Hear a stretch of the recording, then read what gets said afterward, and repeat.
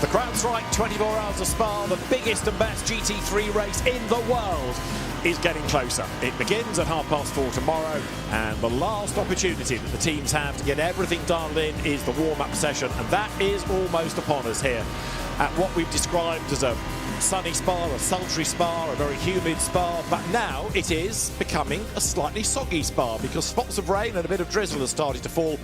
Humidity has gone up, track temperature is still high, but a little bit of rain just to remind people that it's Spa and weather can be fickle here. What that is going to do, we know not. The start of the warm-up has been delayed as well, we understand. When I say what's that going to do, we know not, in terms of how many cars will go out, because some teams may have thought, well, not bothering with warm-up, but now, if there's a bit of wet running, they might think it's worth it, because race might have some rain. They might think, let's not bother, because it's too big a risk. We'll find out. We don't yet know by how much the warm-up has been delayed, nor instantly for why, but you can see cars being brought onto the pit apron, and that includes the Ferraris that were first and third earlier on in the day in Superpole. Alessio Rovera doing the top time. David Anderson trackside, joined by a voice you'll be familiar with if you follow GT World Challenge America. Welcome to the CrowdStrike 24 Hours of Spa. Welcome to IGTC. Welcome to GT World Challenge Europe, powered by AWS Endurance Cup, to Jonathan Grace, who I think has had quite a good day as a tourist. You've soaked up as much atmosphere as far as you can, yeah? I have. I've tried to not soak up the mediocre rain droplets at best now, but I have been soaking up the views. This has been a dream trip so far. Spa has been on my bucket list, and I was very grateful to get the call to participate and play a small role in what is a monumental weekend for GT3 racing. It's a very international lineup. Some drivers, of course, you're familiar with from the States, and this year America, just to touch on that briefly, has morphed completely in an endurance direction. Yes, it absolutely has, and it's been a welcome change as well. A pair of 90-minute rounds last year is transformed into a single 3-hour mini endurance race, and I think it's done wonders in terms of what strategy you can do. Yes, stint times are still governed and things like that, but of the rounds we've had so far, each have been unique. Each have presented us with really compelling battles at the end of the race in all of the classes that we have, and I think it's worked a treat. And something I think which almost never happens in racing, I think the teams tend to agree. There was a little bit of, oh, is this going to work? Is this not going to work? As soon as we finished up the weekend in Sonoma, I think it was all smiles. The proof is in the pudding. The racing was great, and it's continued to be that way. Yeah, certainly the longer races we have in British GT tend to be a hit, because you can do a bit more on the strategy. Sometimes you win, sometimes you lose.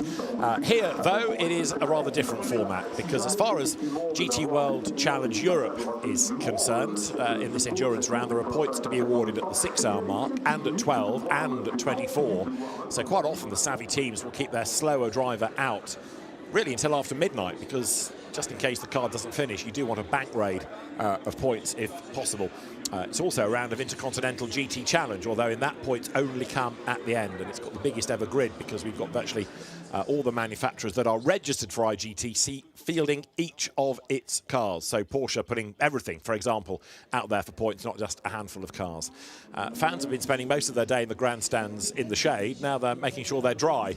Well, dry in a sense, at least. Those on the rooftop terrace have got a great view of a pint as much as of the track. So the fast lane is going to open in 2 minutes' time. As I say, I'm not entirely sure why we've got this delayed. We've had some demonstration laps going on, but the net result is that things have just slipped a little bit, and we are good to go. We're not chasing a lap time in all of this. We're not looking really at affecting the grid, unless you get a penalty that might give you a grid drop, for example, but largely that grid is set now. Different teams will be doing different things, and it wouldn't really be a surprise if a few sat it out, not wanting to risk the cars any further. Exactly, and if I were to venture a guess at the reason for a slight delay, it would just be that the weather that we saw. And while the sun has started to peek through the Belgian clouds, Spa is a vast facility. It's over 7 kilometers, and as you well know, the weather in one part of the circuit can be different than the other. I'm certainly no meteorologist, but in my now you tell me. brief jaunt through the paddock, I did feel some rain droplets. We could see pictures of it there, as we are seeing. You can see how excited everybody is to get to go racing, and there's confirmation of it there. 1925, we will go green, and I think everybody will be eager to do so. Absolutely right. Yeah, the teams are ready. Of course, some that weren't involved in Superpole, if they were 33rd or slower yesterday, then they've had nothing to do all day, so it is a last opportunity just to run the car. It might only be a systems check lap. You know, do a lap. Is everything fine? Good. Put it away. Let's not touch it until tomorrow. The build-up, of course, for the CrowdStrike 24 Hours of Spa is a long one in itself. The cars make their way from pit lane round onto the endurance start line. So the first lap's always a bit shorter than the rest because they start in front of the old pits. These are the F1 pits you're looking at, and start from there. There's always the great ceremony involved, and then off they go into the early evening, through the night, and as ever in a 24-hour race, you get to dawn and you think, oh, good, we're nearly there, but oh no, there's a long, long day ahead, all the way to 4:30. In silver, there is the optimum run McLaren. Salman Ovega was pretty quick in that last night, and a McLaren, of course, admittedly a Garage 59 car, did get through to that last 4 in Super Pole. That was quite impressive. Yes, it absolutely was. They who'd been building throughout the weekend, it has been a matter of who's going to catch Ferrari, particularly that 51 car. The 50 looks sharp as well, but they have undoubtedly been the favorites. But the 59, I think, did a great job in qualifying, showed pace, and I think backed it up as well. Pace is one thing on fresh DHG rubber that is at its peak and operating as it should, but as that tire fades, as a driver gets tired, as grip wears away, it can be a whole nother task entirely to keep some of that pace up. And I was really pleased to see that the 59 crew seemed to have a lot of pace in that McLaren as well. Audi was another pleasant surprise, an oldie but a goodie here in GT3 racing. You can never really count out an older car in its homologation window. Just ask Mercedes-AMG. They're competitive about every track they go to. But such is the beauty of GT3 racing. It's ubiquitous. You have a lot of manufacturers. You can race it just about anywhere. And we've put on a heck of a show for you this weekend at Spa with 70 cars, or 69 that will be taking the green flag. Yeah, that Audi, you might argue, was really well suited to the first sector of the lap. But either way, Ariel Levi, who was behind the wheel of it, was doing some pretty amazing things and got that car to silver pole. And of course, an Audi, admittedly, it was a quirky race at Monza in the last Europe round, but it was the 66 Trezor Attempter car that was victorious there. Fans then checking what's going on social media, and the fleet of Mercedes getting ready to go. Likewise, we have the Corvette out of the JMR stable of the two Malaysian princes, Prince Jeffrey and Abu Bakr Ibrahim. Ben Green, another part of that good lineup, and so too Jordan Love, former GT World Challenge Europe Endurance Silver champion. Pretty much, I think everybody is wanting to go out. It might only be for a lap or two. It might just be to do a practice pit stop. But there seems to be enthusiasm. Now there, 56, you see the blue Aston Martin. That's the Yakuriakos Blackthorn car. That's had an engine change since qualifying. So it's in their interest, isn't it, to go out and just bed that in. Just do a handful of laps, make sure it's all fine.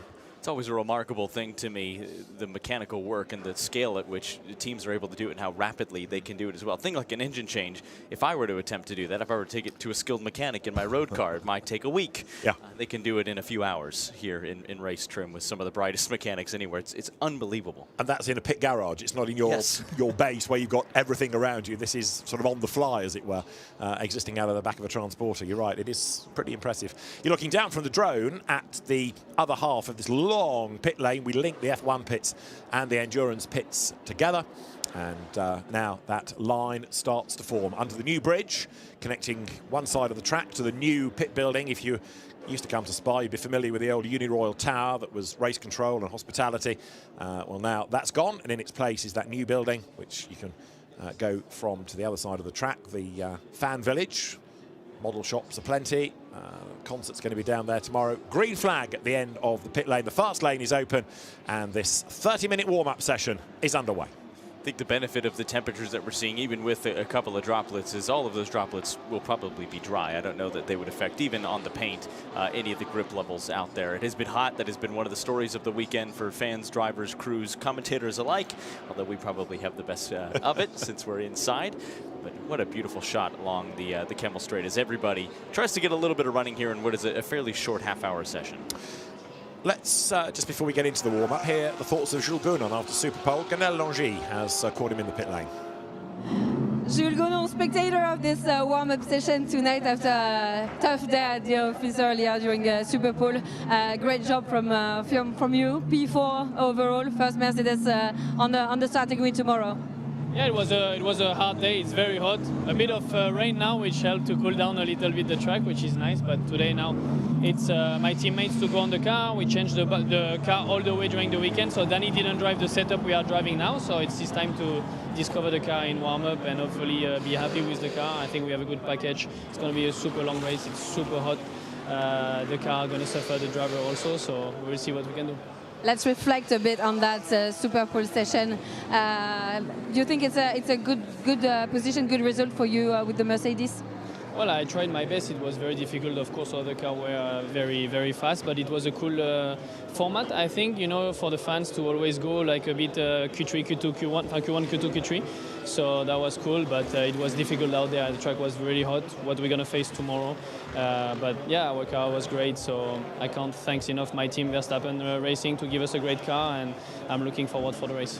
Congrats, Jules. See you tomorrow. Jules Gounon, who I think I said during the course of Superpole, is one of the best GT3 racers. But don't forget, he does great things for Alpine, or has been doing. They're withdrawing, aren't they, at the end of the year? But he does great things in the WEC for Alpine's hypercar program. Now, Porsche have had a tough day. Didn't really get anywhere in Superpole. No, they didn't. And around a place like Spa, so many corners that are tight that you want to get on the power easily or quickly as you can. The rear engine 911 seemed like it would be suited to that. It often is. The pace just hasn't been there, at least not to match the Ferraris, the McLarens, and as we saw late in qualifying in Superpole, even an Audi or a Mercedes or two. There's so many Porsches represented, 16, I believe, the most of any manufacturer of the 69 cars that we have.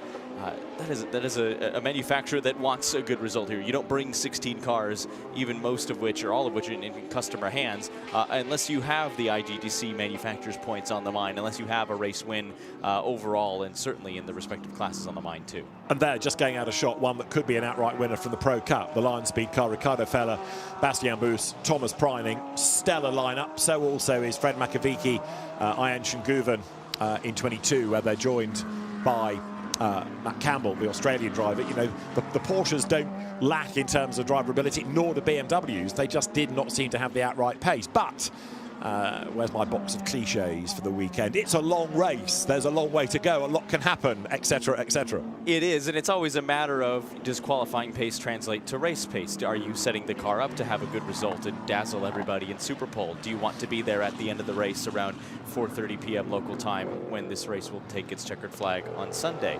Because in my mind, as an endurance team, that would be the priority. Although there's something to be said for starting near the front of the grid, and where you balance that is some of the black magic that goes into race car setup. It's certainly above my pay grade, but I marvel at the folks that can do it well. And that has been the one thing I've kept in the back of my mind is Porsche as an OEM trying to go that direction. Every team can, of course, make their own decisions and things like that, and they do. But I wonder if they are maybe saving a little bit of car setup for longer runs, to be present in the middle of the night when temperatures drop, because it has been so hot. Who knows? Which is one of the great fascinations of a long-distance race. Now, that is a car, number 17 Mercedes, that has a story attached. Fabian Schiller is behind the wheel of it. He was rapid last night in his part of qualifying. But during the session, they had worked as a team on the right rear brake disc, and that work was not permitted by the stewards. They had to ask permission first before they did it. Therefore, the work was unauthorised. Therefore, it lost its times from Q3. Therefore, it tumbled out of Superpole. Therefore, it's going to be off the back of the grid. So it was a real kick for the Get Speed team, which is another good lineup, because you've got Fabian Schiller, winner of the Nürburgring 24 Hours. You've got Maxi Goetz, who's won this race before. I mean, there's not much Maxi Goetz hasn't won. And Maxime Martin, who has had a really good year, what with winning the Nürburgring and Bathurst, the previous two IGTC races, and also he's won this event in 2016. And his dad's won it, and his uncle's won it. You know, it's a real family affair for the Martins. But they're going to have to do a lot of work early doors to get through the traffic, aren't they? Yes, they are. It's a dangerous thing to have a car with pace starting near the rear of the field. I mean, it's a bit of a who's who in GT3 racing in the 17, and I think that's going to be dangerous as well, because it's not like we'll see that car dazzle us at the start and then fade. You've got a bunch of very capable hands. At any time, that car can be a threat. I don't think it's going to be long before it makes its way towards the head of the field, and even though they're not starting that way at the beginning of the race, they're immediately, in my mind, a contender, especially. I go back to something that Jules Gounon was saying, that they're changing the race car right now. That car was very quick earlier in the day. If they're still tweaking and making changes, that means they might have found something else. And of course, as AMG customers, what little they share, right? It's a balancing act. Do you share with your teammate, your fellow customer teams? Not enough to give them an advantage over you, but enough to maybe raise all ships, so to speak. I wonder if that's a factor as well. I wonder as well whether that 17, the red and white Get Speed car, may do something quirky on strategy and do a really early pit stop to get out of the traffic, and then as everybody else filters through on the first cycle of stops, it's got itself into clear air. It would not surprise me, let's put it that way, if we saw that car do something really different. Back to the pit lane, Franck Pereira, always a hero at Lamborghini, and he's in the company of Gwenel. Franck Pereira, quite time here for you during the warm-up session tonight. Could you reflect a bit on the Super Pole earlier today with Mirko qualifying the car 20th for the race tomorrow? No, quite good. I think our target for sure was to be in Super Pole, and Mirko did a great job. You know, it's the first season for the car, so every time is something new for the team, for Lamborghini. But the team is doing a mega job. We are improving each session, so now is the last session to see that everything is working well. And let's see for tomorrow. I think we are, like I said, we are improving a lot. So it's the first time. So the goal is for sure to fight in the best position we can and to bring the car to the end. What can you tell us about the Temerario compared to the Huracan that won last year? What are the main differences and challenges you're facing?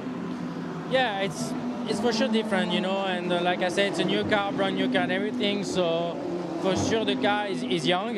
It needs a bit of time, but there is a potential, so it's still early to say, but we are all working for the same goal, and this is our job, and so we will see what we can do. Thanks, Frank. You get the feeling, certainly in Europe, that yes, they are prepared to go through the pain of development, but they wish it was quicker. They want to get to where they were with the Huracan tomorrow, tonight, now, and we're almost at mid-season, and still the car isn't really pitching for results. It's so hard, isn't it, the first year of a brand new GT3 car. There are so many significant endurance races globally that you can contest a GT3 car in. I mean, making a debut at a place like Sebring is a really difficult thing to do globally. Let's not forget, halfway through the year, the Spot 24 will be the Temerario GT3's first 24-hour race. That is no small feat, and something that you would like to obviously do well in, but you're trying to manage, okay, I want the Huracans, from a Lamborghini OEM side to do well. I, of course, want the Temerarios in the hands of GRT and Rutronic to do well as well. But and you can see they've thrown the kitchen sink at it. You have Bortolotti, who's in one of the Temerarios as a reigning winner from last year. Another who's who, especially in the Lamborghini stable. There's a lot of desire for that car to have a good result here at Spa, but it's not an easy thing. You have to, A, survive, B, you have to be quick, and you have to have enough of an understanding of the car that you've built, which I think may be the crucial thing. This is the first GT3 car that Lamborghini has built from the ground up themselves. The Huracan shares its skeleton with the Audi, and while they did a lot of that development work in tandem with them, this has been a huge undertaking for Lamborghini Quadricorsa, and I think there's been a lot of talk, off the airwaves of, has the car not reached its potential? It's still early days as well. With homologation windows, the Temerario will be racing, at least in Lamborghini's mind, hopefully, for a very long time. And this is just the beginning of that process. Now, another car that you've been riding with here, Jake Dennis, is Rover Racing BMW, has been a bit behind the 8 ball over the course of the weekend. BMW drivers saying we just have not got the pace. Jake, we know, is another star turn, but not only in terms of GT cars, but single-seaters. He's been a Formula E champion, for example. He began in single-seater racing before coming the sports car route. And this Rover car, Rover has a good track record at Spa, whether it's been in terms of results with BMWs, but also it's won here with Porsche, and it had one season, didn't it, where it won Nürburgring with a BMW, won Spa with a Porsche, but has now gone loyal to the BMW brand. Raffaele Marchiello, Jake Dennis, Augusto Farfus, that's another quality lineup, and should be there or thereabouts. I mean, so much of this is about keeping out of trouble, perhaps more than other 24-hour races, maybe Nürburgring accepted.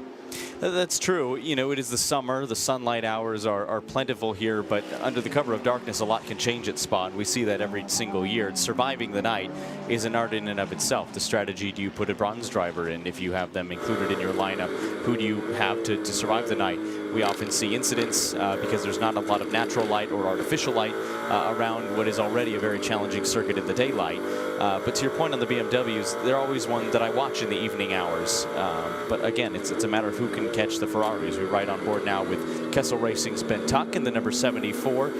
That 296 GT3 Evo package has been so strong, and there's a lot to be said for being able to open the transporter, roll off the truck strong from the beginning. If you're still chasing setup, say as late as after qualifying, as Jules Gounon was alluding to, despite the pace that they have, that's never a favorable position to be in. You want the car to start strong, and then you just chip away. You don't have to take as big of swings at what you're going to change in the race car for the race. Ben Tuck currently 5th in the times in this warm-up session. It seems quirky, doesn't it, having the warm-up the day before the actual race, but it's become a feature of the timetable because there's so much racing on Saturday at the CrowdStrike 24 Hours of Spa, so it gives the teams this last chance to dial the cars in. I've got to say, this little bit of rain that we had has amounted to absolutely nothing. The sun is back out, temperatures are climbing again a little bit, and it's as though that never happened. So Ben Tuck for Kessel Racing in another very rapid car. It might be a bronze, but the quality of the lineup suggests that it could be pitching for a good overall result. Dustin Blackner is one of the shiniest bronzes. You've got Mathieu Jobert, part of the Genesis Hypercar program, Dennis Marshall, as well as Ben Tuck, the 4 drivers. That, again, is going to be there or thereabout. Get Speed Mercedes pits. That gives Ben Tuck a free ride up to the timing line. The road is clear ahead of him. And as he breaks the beam now, stays 5th in the times, but another lap ticked off just to make sure all is well in that Kessel Ferrari. I'm particularly curious to see what Matheus Jalbert can do throughout the course of this race. He's not a newcomer to the 296 GT3 platform. He races elsewhere in Europe with Kessel Racing in that car, or in a similar car, not the same chassis, of course. You mentioned his involvement in the Genesis Hypercar program, and that, while that has been probably one of his main focuses in developing a top-class prototype, he's really made a name for himself very quickly in the world of sports car racing as still a young man. I think in the GT3 ranks, his accomplishments got him to where they are now, but he hasn't slowed down. It can be very easy to take the hands off and say, that's what I'm going to do. Continued involvement in GT3 racing, I think, says a lot about his enjoyment in that category of this platform, and hopefully his desires and intentions to continue with it. Now, right now, Nicola Rossi, number 8, Porsche is the fastest, but again, with a warm-up session, how much do you read into it? Because people are going to have different run plans. Nobody's really chasing a time here. Alex Arca's Audi is 2nd, Mauro Engel is 3rd for Mercedes-AMG, Fabian Schiller 4th, then Ben Tuck, and Alex Fontana comes after that in another of the Porsches. So a very different order as you look there at one of the CSA Racing McLarens. Simon Gachet last night did the fastest lap time of all, but then had all of his times pinged because the car didn't apply for the correct BOP, or it wasn't running to the correct BOP. So Simon Gachet, in the car that he shares with Jim Plar, Arthur Rougier and James Kell, lost the lap times, and that is another one that tumbles back down the grid. There are going to be some big names out of position when we go racing tomorrow afternoon. Yes, there are. We talked about it a little bit in relation to the number 17 Mercedes-AMG, but they're certainly not unique in that. I think there's going to be more than a few drivers who are going to be carving their way through the field. We've talked about the whole host of Ferraris here, the whole host of Porsches, especially if they've set the cars up to be a little bit more impressive in race trim. They could certainly be doing that, but yeah, I think there's a lot of drivers that would be looking to make up early ground. Of course, it all feeds into race strategy. Where do you want it to jump those positions? But if we're suspecting that some may try to make early pit stops to gain ground, that's certainly, I think, something that we'll see from more than a few drivers in the lineup. Nudging towards the halfway point of this warm-up session, Nicholas Nielsen here, number 51. This is the car that he shares with Tommaso Mosca and Alessio Rovera. This, on the evidence of today, probably yesterday as well, you'd have to say, is going to start as one of the favourites, but that car heading up towards Les Combes. Now, we were discussing Matheus Jobert a few moments ago, and Gwenelle has been off and found him for us. Matheus Jobert, one of the quick rookies of this 2026 CrowdStrike 24 hours of Spa. A few weeks after the 24 hours of Le Mans, it's your first time here. What are your first feelings after the first hours in the car? Yeah, very good. The qualification went pretty well. Going for Apple was one of the targets, and after Denis did a mega job to put the car on P7 for tomorrow. So already happy. The car is good. I feel very confident, and actually the lineup for the bronze championship is very nice. Thanks, Mathis. Congrats for the pole position for tomorrow. Thank you. Yeah, that Castle Ferrari is on the bronze pole. That's the point that Gwenelle makes. Both Matheus Jobert and Ben Tuck, both ex-Caterham racers. Very rare that we have a World Challenge anywhere grid with a Caterham racer on it. Got 2 in the same car. There to the pit lane is the Lion Speed GP Porsche. First season that team has been in Pro. That's the fella Preining Bus car. And it has been brought in by, gosh, it's a long way down the times. Who brought the car in? Looking at his Bastien Bus. Yes, it's a bus stop. So Bastien Bus in, and that car will go back out possibly after a driver change. Power steering has been the real drama for that. They lost decent results in an endurance round at Ricard, a sprint race from pole at Brands Hatch, but then did win the second. But just when they thought they got over that blip, then that was one of the many cars drilled at the first turn at Monza. So it's really not been the start to the season that they should have had on pace. No, and I think if we go back to the Monza race and discuss some of the incidents there, there's more than a few teams racing this weekend here in Spa that are coming into the weekend in Belgium with a little bit of a chip on their shoulder, hoping for a good result, many of whom are in new cars or significantly rebuilt cars. In terms of points, that was significant. In terms of who ended up winning those races, that was significant and uncanny, and it is certainly uncommon. But I think that there's a lot of drivers and teams who are hungry to prove that a result from Monza in all of those incidents is not indicative of what they can do points-wise through the season. Yeah, Haupt Racing Team had both of the Mustangs eliminated at turn 1. They've had a really busy period trying to build 2 new cars. I think they've come here for a rest. I mean, it's been that bad in terms of the amount of effort that has had to be put in. Alessio Picariello in the number 2 Boots and VDS car is the one on the clock. There he is in vision coming into the chicane. Despite the Italian name, Alessio Picariello is a Belgian driver and eventually decides that lap's got away from him. Time for the pit lane. Very close in tow with a fellow Porsche as well. In terms of cars being rebuilt, the 59 McLaren as well, I think, on that list. Yeah. Heard about that earlier in the Super Bowl session from Marvin Kirchhofer. Just how behind the 8 ball that team felt coming in with a brand new car, having very little time to prep, and still came out as quick as they were. Very true. The other Porsche ahead is the Müllner Motorsport car. Tobias Müller at the wheel of it. Müllner Motorsport, a Belgian team, but from the very small German-speaking part of Belgium. There's a tiny little pocket not far away, which is a German-speaking area. A big twitch there from Ben Green in that Corvette. Real snap of oversteer coming out of Blanchimont. You can tell that he's on the limit, can't you? Because he's on the lights as well, trying to get 35 Aston out of the way as they come into the chicane. The Aston goes for the pit lane. Ben Green, who was here a week ago in British GT, makes the run now towards the timing line. And Ben Green goes through 11 fastest. No improvement in that lap. We can have a look on board with the Corvette as he turns now up through La Source and now out of the hairpin. This is the plunge downhill. Speed building all the time up through the gears. Nudging 220. Can we get 230 by the bottom of the hill? Easy. 240, just. 250 the other side of it on the climb to Les Combes. Ride the curb. Speed building. This is 6th.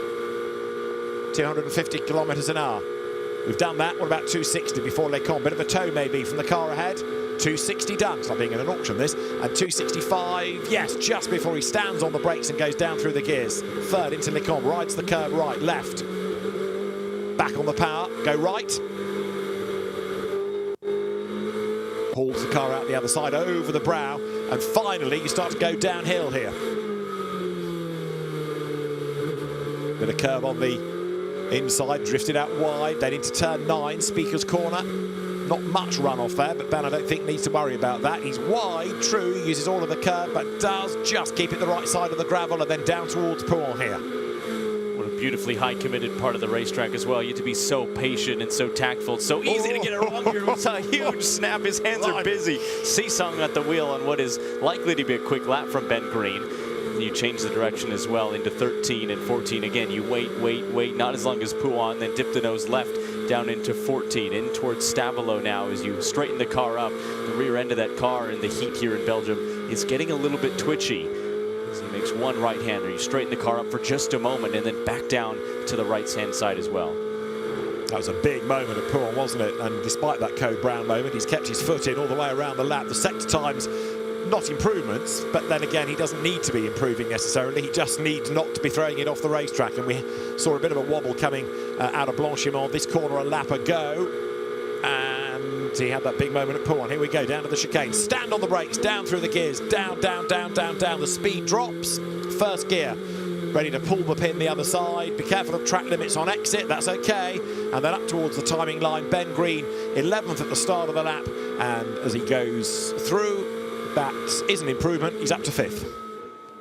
And let's just have another look at this moment at Pouan. We saw it from on board. From outside, goes wide, gets to the curb, and the back tried to overtake the front.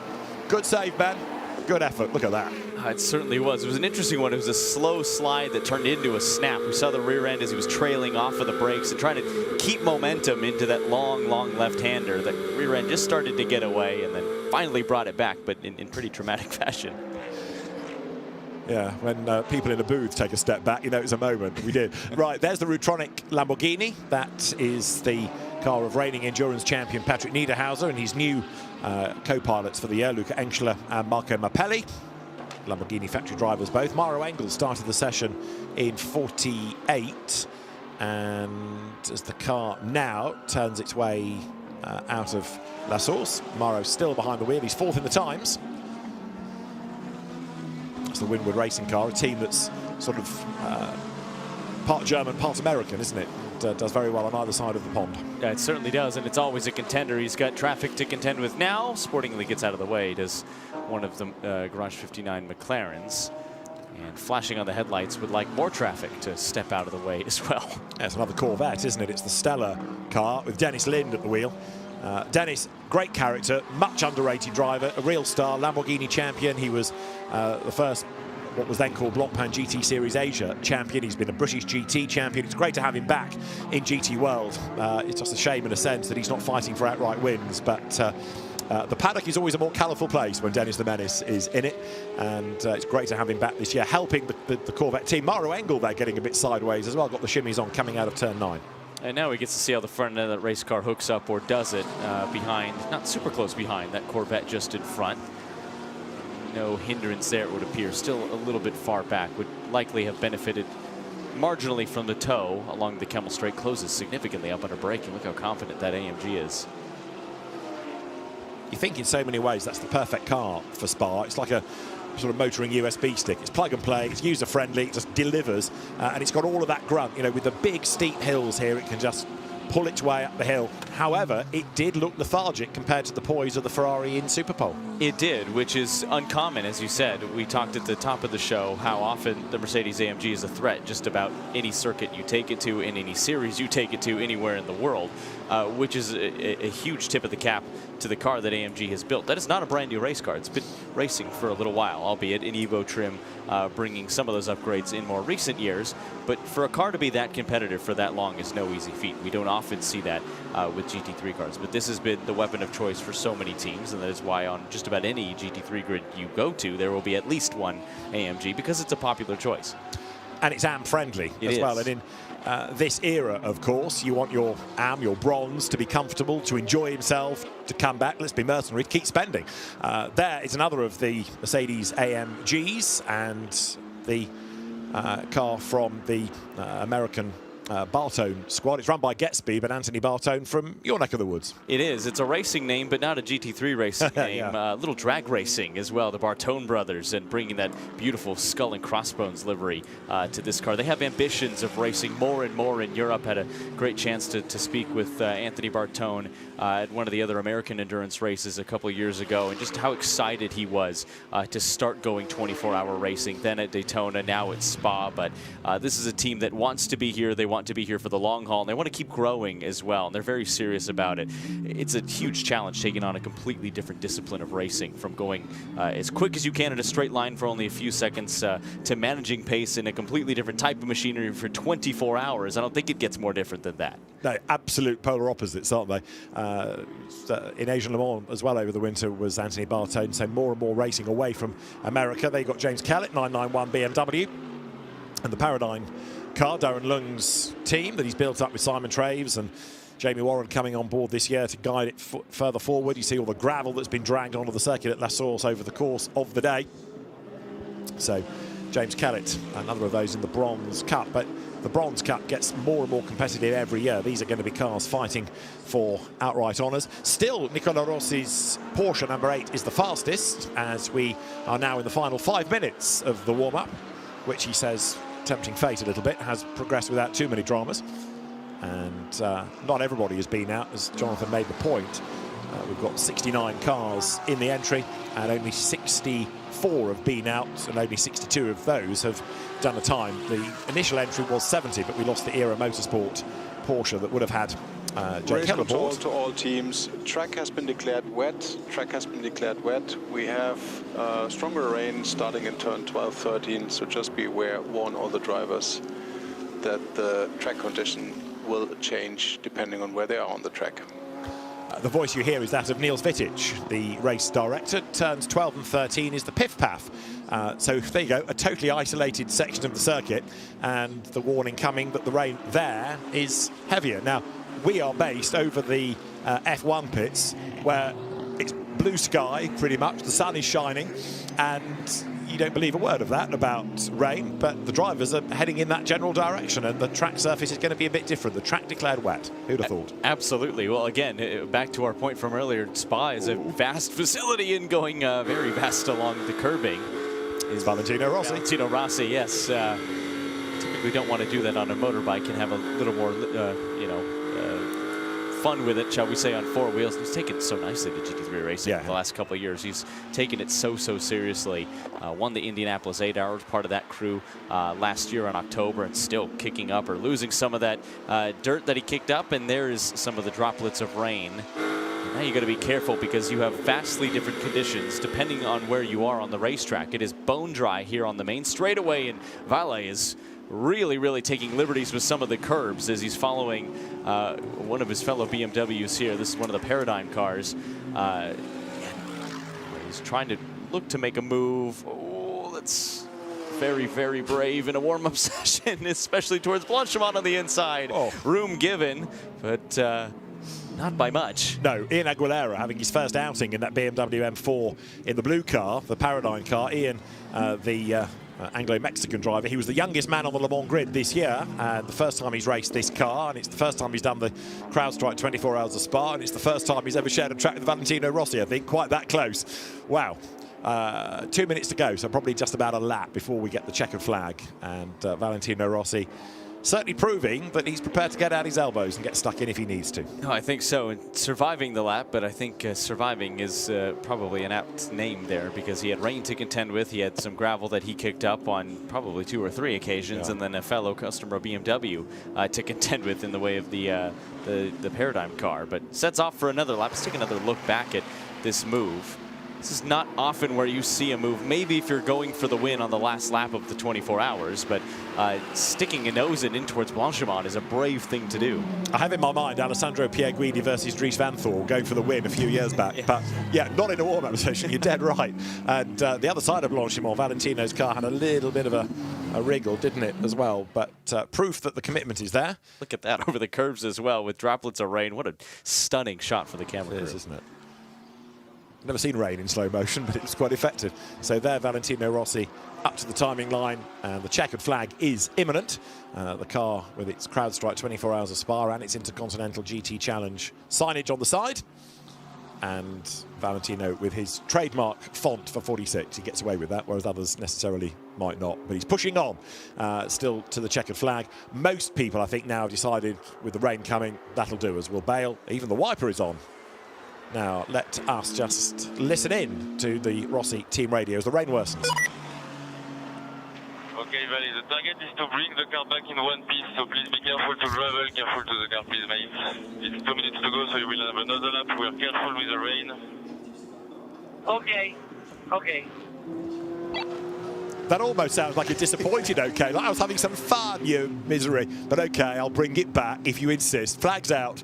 But yeah, there's a little bit of worry, I think, in the voice of the team there, wasn't there? Bring it back unscathed. I don't speak Valet, but I think okay translated to fine. Yeah, no, he was having fun out there, wasn't he? And the car looks to have all 4 corners on it. But interesting, I mean, joking apart, it is worth impressing on in that rain, because if in the race you were to get rain at an isolated section as he comes into the pit lane, fun over, you know, you need to know what the grip level is like. You need to know where you can push. And if it is only raining at a couple of corners, well, assess the grip level there, because if you're able to attack them and then you get to a dry section, then you're laughing compared to the opposition, maybe. I think it's a point well made. In the last lap or two that we had wet conditions, or it's starting to be wet conditions in only a few corners of the track, you're right, there weren't all that many cars out there, fewer of which were pushing. Not everyone on the grid set a lap. Those who were, I think, would have absolutely gained some valuable data for the race trim, because we haven't seen a drop of rain so far since this week kicked off, at least. Yeah, we had one storm, I think, on Saturday night or Sunday night, which was a big surprise to all, but it soon dried up quickly. Their number 50 Ferrari then being brought to the checkered flag. This is the car that's going to provisionally start third on the grid, the Arthur Leclerc Chongalal Liluwadu entry. Arthur Leclerc, probably it's fair to say, is the fastest of those three. But the majority of cars have taken the flag in the pits, so I anticipate this car may do the same. It does indeed. It did a really nice job in qualifying as well. Talked a lot about the 51, but the 50 in the hands of Leclerc during Superpole was very impressive. Third fastest overall. Did a very, very nice job of it as well. Second fastest of the pro competitors in that 296. That's the Tsunami RT Porsche that had an engine change yesterday, so we didn't really see a great deal of it across qualifying nor night practice, but it's a very experienced lineup, including Fabio Babini and Nico Menzel as the probably quicker two drivers. The livery is always a curious one. It looks as though somebody's got a load of paint and just lobbed it at the car, but it certainly stands out.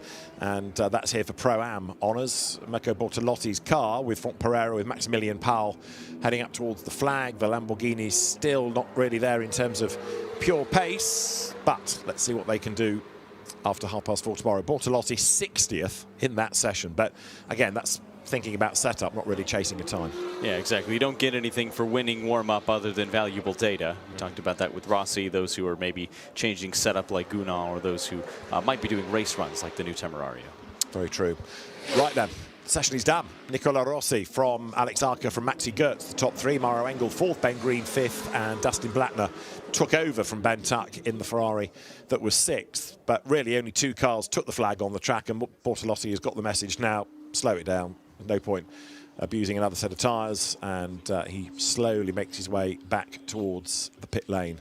Out of the 62 cars that did a time, 64 that went out, only 2 are currently on the circuit, Mirko Bortolotti and Mauro Engel, the IGTC joint championship leader with Maxime Martin. That in itself is going to be an interesting situation, because they've shared cars in Australia and Germany, and now they're split apart for GT World Challenge Europe purposes here. That's the quickest car then, the Card Collection Motorsport Porsche, courtesy of ex-single-seater champion Nicola Rossi. Second to Alex Arca, Maxi Goetz third from Mauro Engel, then Ben Green, then Ben Tuck.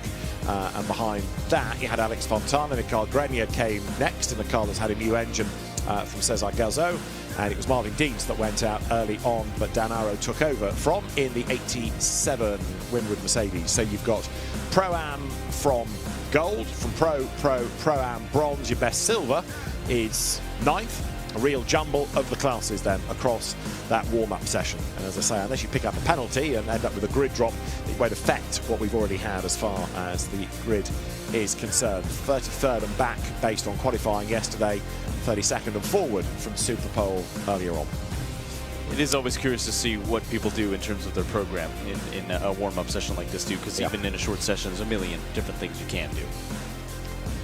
So, warm-up done, and although that doesn't conclude action on the track today, it does conclude the running for the CrowdStrike 24 Hours of Spa teams until we get to race day, when the cars will, an hour before the race, make their way around to the grid, ready for the build-up, and then off they will go for another chapter to be written in the history of a very famous 24-hour race.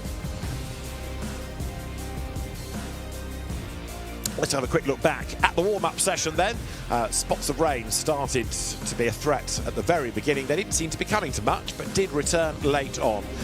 There was certainly no tsunami of water, but there was a tsunami Porsche on track, which we hadn't had during qualifying, and the fans, keeping dry this time, were enjoying themselves royally. Boots and VDS getting a lot of cheers. The home team with 2 cars on track, and Fabian Schiller went out first in the Get Speed run Mercedes AMG. Jake Dennis was hustling on for BMW, and others, using the curbs to their advantage, launched themselves through the chicane. Comptu 007, winning car 2 years ago, made a stop. Others getting themselves caught up in traffic, and there was some brave driving heading down to the chicane. Through it all came number 8 Porsche. Nicola Rossi took over for the majority of the session, and that was the fastest car. Ben Green had been really rapid and had a big slide at Pouan, as Tim Heinemann also was a curb-hopping Ferrari peddler, turning his way through the chicane. Valentino Rossi maybe was the bravest of all, as he had to find a way past Ian Aguilera. But we're all set then now for the 2026 CrowdStrike 24 Hours of Spa. Join us from 3:30 local time tomorrow for the build-up for the biggest and best GT3 race in the world. From Jonathan Grace and David Addison, for now, it's goodbye.